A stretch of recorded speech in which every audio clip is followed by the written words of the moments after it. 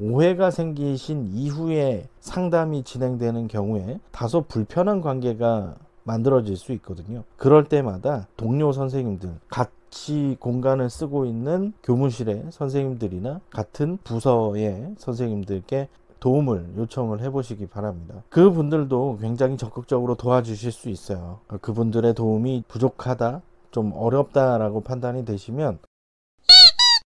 여러분 안녕하세요, 훈이쌤입니다. 오늘은 선생님들께서 보호자나 학부모님과 상담을 할 때 체크해야 할 내용들을 3가지 정도로 정리해서 말씀을 드려볼까 합니다. 시작하기 전에 구독, 좋아요, 알림 설정 부탁드릴게요. 그럼 시작해 보도록 하겠습니다.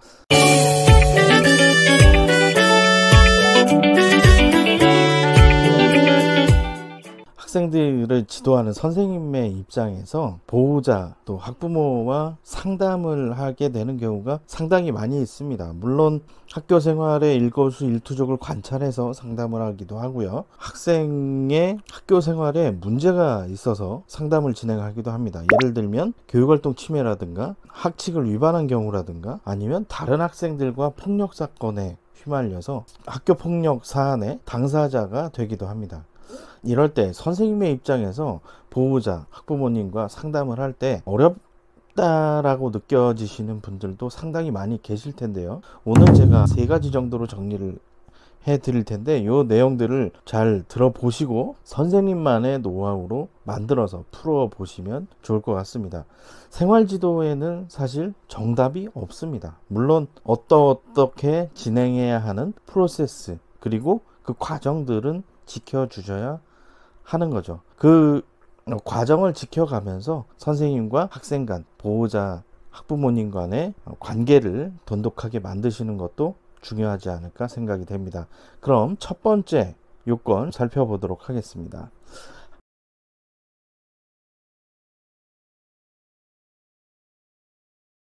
첫 번째, 평소 학생의 학교 생활을 잘 정리해 두어라. 첫 번째는요, 학생의 평소 학교 생활을 잘 정리를 해두어야 한다는 겁니다. 교무수첩에 기록을 해두는 것도 좋겠고요. 아니면 학생별로 파일을 따로 만들어서 학생의 학교 생활을 기록을 해두시는 게 좋은데요. 이때 하나 정확하게 기억을 하셔야 될 것은 잘하고 있는 점들도 함께 기록을 해주시면 좋습니다. 잘하고 있는 내용과 더불어서 보완해야 될 것들, 부족한 면들, 거기에서 혹시 다른 학생들에 비해서 추가로 확인하거나 보완해야 될 내용들도 함께 기록해 주시는 것이 좋겠고요. 보완해야 될 내용을 넘어서서 부족한 점들이 있다면 그런 내용들도 함께 기록을 해 주시는 것이 좋겠습니다. 상담을 진행을 하실 때에는 그런 장점과 단점, 기록한 내용들을 모두 다 포괄해서 그 내용을 바탕으로 상담을 진행하시면 보호자나 학부모의 입장에서도 우리 아이를 비교적 객관적으로 관찰하고 있구나 라고 하는 것에 대한 인식을 가지게 되죠. 그렇게 된다면 선생님과 보호자, 학부모님 간의 관계가 더 돈독해질 수도 있겠습니다. 반대로 이야기를 해보면 학생이 잘못한 부분만 부각해서 이야기를 하다 보면 오해가 생길 수도 있어요. 보호자나 학부모의 입장에서 왜 우리 애한테 이렇게 부당한 대우를 하지? 라고 하는 인식을 심어줄 수도 있기 때문입니다. 그래서 학생들을 관찰하신 내용들, 지도하신 내용들을 비교적 객관적으로 담아두시는 것이 좋겠고요. 거기에 학생의 반응이라든가 또는 보호자의 반응을 같이 기록을 해 두시면 나중에 상담하실 때 편하게 활용을 하실 수 있게 되실 겁니다. 첫 번째, 학생의 평소 학교 생활을 관찰하라 라는 내용으로 말씀을 드렸습니다. 다음은 두 번째예요. 두 번째, 학교 행사를 적절히 활용하라.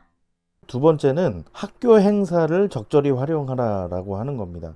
학교에는 여러 가지 행사가 있습니다. 3월 2일 입학식부터 시작해서요. 12월 말 1월 초에는 졸업식, 종업식도 진행이 되죠. 그 과정에 여러 가지 행사들이 진행이 돼요. 학교마다 축제가 있을 수도 있고요. 또 체육대회가 있을 수도 있습니다. 그리고 현장 체험학습 또는 소풍, 수학여행 이런 여러 가지 행사들이 있는데 이때를 적절히 활용을 해보시면 학부모님과 보호자분과 선생님 간의 관계를 굉장히 돈독하게 만들어 주실 수 있으세요. 체험학습을 떠난다고 가정을 해볼게요. 현재 분위기가 좋지 않아서 체험학습을 떠나는 학교들이 그렇게 많지는 않은 걸로 알고 있습니다. 체험학습을 가게 되면 여러 가지 학교 외의 활동을 하다 보니까 안전사고의 위험에 노출이 될 수도 있고요. 각각의 일정들에 대한 안내를 보호자분들께 학교에서 제공을 해 주어야 하는 고충들도 있죠. 요즘에는 가정통신문 외에도 앱으로 가정통신문 내용을 전달할 수 있는 그런 루트도 있겠고요.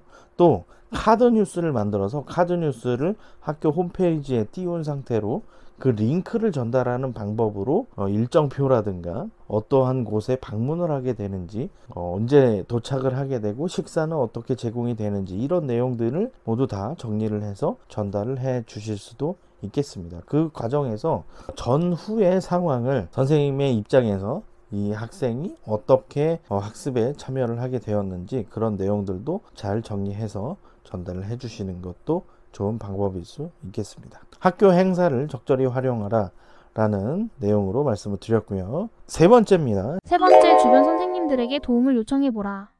세 번째는 주변 선생님들에게 도움을 요청해 보시라는 말씀을 드리겠습니다. 사실 학부모와의 상담, 보호자와의 상담이 그리 쉬운 것은 아닐 수 있습니다. 오해가 생기신 이후에 상담이 진행되는 경우에 다소 불편한 관계가 만들어질 수 있거든요. 그럴 때마다 동료 선생님들, 같이 공간을 쓰고 있는 교무실의 선생님들이나 같은 부서의 선생님들께 도움을 요청을 해보시기 바랍니다. 그분들도 굉장히 적극적으로 도와주실 수 있어요. 그분들의 도움이 부족하다, 좀 어렵다라고 판단이 되시면 학교의 교감 선생님이나 교장 선생님의 관리자분들의 도움을 받으시는 것도 좋은 방법입니다. 작년 서희초 사건 이후로 학교의 민원 대응팀도 구성이 되었어요. 민원 대응팀의 도움을 받으시는 것도 좋겠는데, 제가 민원 대응팀 영상 따로 만들어 드렸거든요. 내용 참고해 보시면 되겠고요. 학교에 특이한 민원이 접수됐다고 한다면 학교에서 자체적으로 처리를 할 수도 있겠지만 교육지원청에 이관을 하거나 또 시도교육청으로 이관을 해서 처리하는 방법도 있으니까 다양하게 찾아보시고 주변 선생님과 관리자분들의 도움을 받으시는 것도 좋은 방법일 수 있겠습니다. 학생들의 학교 생활을 위해서 여러 가지로 노력하고 계시는 담임 선생님, 이 업무 담당 선생님들의 고충이 이만저만이 아니실 겁니다. 보호자분들께서도 혹시 담당 선생님이나 담임 선생님이 제공해주는 정보가 좀 부족하다고 느끼실 경우에는 학교에 다시 한번 확인을 해보시는 것도 좋은 방법일 수 있고요. 모든 내용들을 시시콜콜하게 전달하는 것이 오히려 부담스러워 하시는 분들도 계시거든요. 그러면 어느 정도의 정보를 요청을 하시는지 학기 초나 학년 초에 담임 선생님 또는 담당 선생님께 적극적으로 알려주시면 조금 더 원활하게 의사소통이 진행될 수 있지 않을까 생각을 해봅니다. 네, 오늘은 선생님과 보호자, 학부모 간의 상담을 할 때 체크해야 될 세 가지를 말씀을 드렸습니다. 첫 번째는 학생의 평소 생활을 기록하라 라고 하는 거였고요. 두 번째는 학교 행사를 적극적으로 활용하라.